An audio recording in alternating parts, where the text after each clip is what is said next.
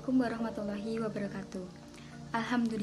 Alhamdulillahilladzi hadana li hada wa ma kunna linahtadiya laula an hadanallah. Laqad ja'at rusuluna rabbina bil haqq wa nudu an tilkumul jannatu uristumuha bima kuntum ta'malun.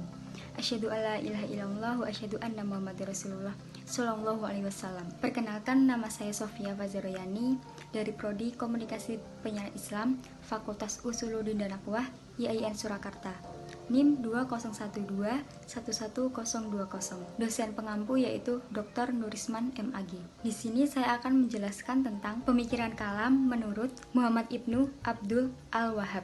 Muhammad bin Abdul Al-Wahhab adalah seorang ahli teologi agama Islam dan seorang tokoh pemimpin gerakan keagamaan yang pernah menjabat sebagai Mufti Daulah Saudiyah yang kemudian berubah menjadi Kerajaan Arab Saudi. Bin Abdul Al-Wahhab memiliki nama lengkap Muhammad bin Abdul Al-Wahhab bin Sulaiman bin Ali bin Muhammad bin Ahmad bin Rashid bin Barid bin Muhammad bin Al-Masyarif Al-Tamimi Al-Hambali Al-Najdi. Muhammad bin Abdul Wahhab merupakan seorang tokoh pembaruan dalam bidang teologi Islam.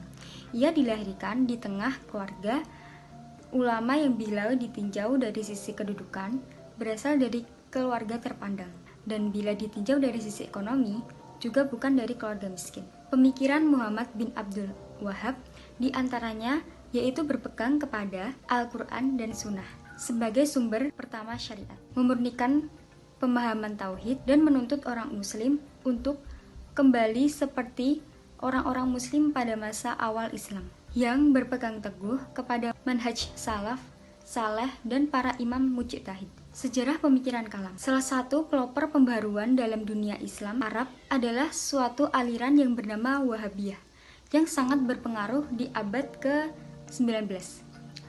Pelopornya adalah Muhammad Abdul Wahhab.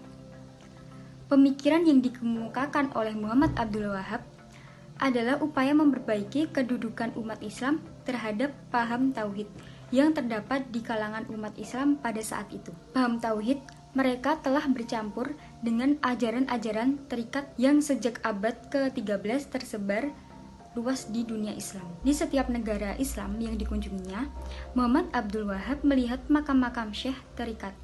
Setiap kota, bahkan desa-desa, mempunyai makam syekh atau walinya masing-masing.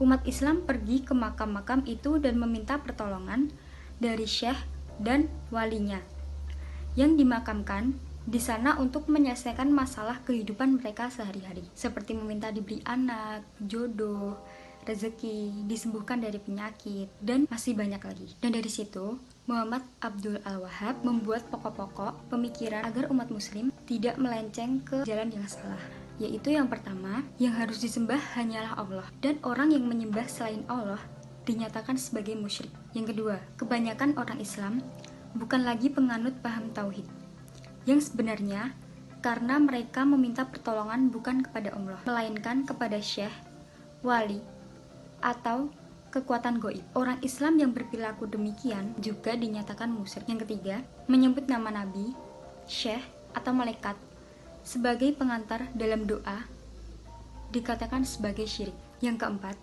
meminta syafaat kepada selain Allah adalah perbuatan syirik. Yang kelima, bernazar kepada selain Allah merupakan perbuatan syirik. Yang keenam, memperoleh pengetahuan selain dari Al-Quran, hadis, dan qiyas merupakan kekufuran. Tidak percaya kepada Allah. Yang ketujuh, tidak percaya kepada qada dan qadar Allah merupakan kekufuran. Yang kedelapan, menafsirkan Al-Quran dengan takwil dan interpretasi bebas termasuk kekufuran. Selanjutnya yaitu pengaruh pada perkembangan pemikiran pembaruan di abad ke-19. Yang pertama, hanya Al-Quran dan hadis yang merupakan sumber asli ajaran Islam. Yang kedua, taklid kepada ulama tidak dibenarkan. Yang ketiga, pintu ijtihad senantiasa terbuka dan tidak tertutup. Upaya ide pembaruan yang dilakukan oleh Muhammad ibnu Abdul Wahhab bertolak dari upaya untuk mengembalikan kehidupan yang sesuai dengan kehidupan Nabi Muhammad SAW dan para sahabat yang salih. Usaha yang dilancarkan adalah penghancuran kultus terhadap orang-orang yang dianggap suci, pengagungan terhadap selain Tuhan, pengagungan terhadap kuburan, benda-benda yang dikeramatkan, dan lain-lain. Di samping itu, dari beberapa hal yang dikemukakan tadi, yang sangat diperhatikan adalah masalah tauhid yang menjadi tiang agama yang terkristalisasi dalam ungkapan La ilaha illallah.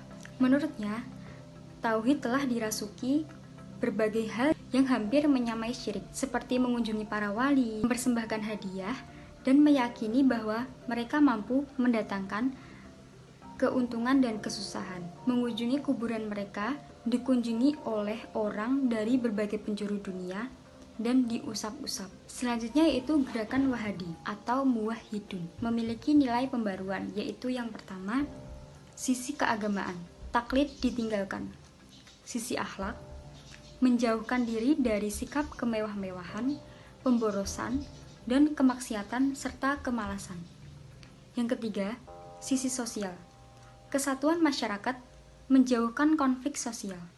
Yang keempat, sisi sosial ekonomi, menciptakan semangat kerja dan percaya diri serta tidak tergantung kepada orang lain. Muhammad Abdul Al-Wahhab memiliki karya-karya. Yang pertama yaitu Kitab Al-Tauhid. Yang kedua, Al-Usul, Al-Salasah, wa Al-Qawaid, Al-Arba'ah. Yang ketiga, Surah Al-Solat Ko Arkahuna. Yang keempat, Usul Al-Imam. Yang kelima, Wasal Al-Islam. Yang keenam, Kitab Al-Khobais. Yang ketujuh, Tafsir Kalimat At-Tauhid. Yang kedelapan, Kitab Al-Mustafid fi Hub Al-Tauhid. Yang kesembilan, Tafsir Ba'dil Suwar Al-Quran. Itu tadi pemikiran kalam menurut Muhammad Abdul Al-Wahhab. Bisa diambil kesimpulan dari pemikiran tersebut bahwa kita sebagai umat muslim harus selalu percaya kepada Allah, meminta segala hal yang baik-baik hanya kepada Allah, karena Allah Maha Esa yang menciptakan langit dan bumi seisinya. Hanya Allah yang dapat mengabulkan semua permintaan kita. Sekian dari saya, apabila ada kurang lebihnya saya mohon maaf yang sebesar-besarnya. Wabillahi taufik wal hidayah. Wassalamualaikum warahmatullahi wabarakatuh.